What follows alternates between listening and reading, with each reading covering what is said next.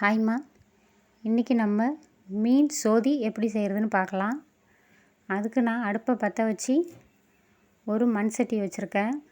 அதில் 2 சின்ன சைஸ் வெங்காயம் நறுக்குனது, 2 சின்ன சைஸ் தக்காளி நறுக்குனது, ஒரு கொத்து கருவேப்பிலை, காரத்துக்காக நான் ஒரே ஒரு பச்சை மிளகாய் உடச்சி சேர்த்துருக்கேன். 1/4 ஸ்பூன் மஞ்சள்தூள் சேர்த்துக்கலாம். நீங்கள் உங்கள் காரத்துக்கு ஏற்ற மாதிரி மிளகாய் சேர்த்துக்கோங்க. இதுக்கு தேவையான உப்பு சேர்த்துக்கலாம். இது எல்லாத்தையும் சேர்த்ததுக்கப்புறம் இதெல்லாம் வேகிறதுக்காக நான் அரிசி கழுவின 2வது தண்ணி 1 டம்ளர் சேர்த்துருக்கேன். தண்ணி சேர்த்ததுக்கப்புறம் எல்லாத்தையும்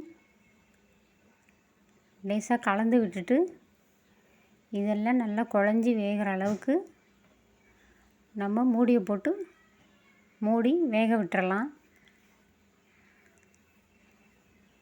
எல்லாம் நல்லா குழஞ்சி வெந்ததுக்கப்புறம் இந்த ஸ்டேஜில் நம்ம மீன் சேர்த்துக்கலாம்.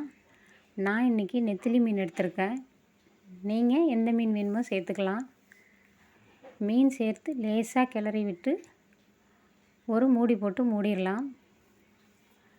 மூடி போட்டு ஒரு கொதி வந்த உடனே சீரகம், பெருஞ்சீரகம், தேங்காய், அரிசி கழுவின தண்ணி சேர்த்து அரைச்சி வடிகட்டின தேங்காய் பால் சேர்த்துக்கலாம். தேங்காய் பால் சேர்த்துட்டு லேசாக கிளறி விட்டு மூடி போட்டு மூடிட்டு ஒரு கொதி வந்த உடனே அடுப்பை ஆஃப் பண்ணிடலாம். இந்த ஸ்டேஜில் 1/2 ஸ்பூன் லெமன் ஜூஸ் பிழிஞ்சு வச்சுருக்கேன்.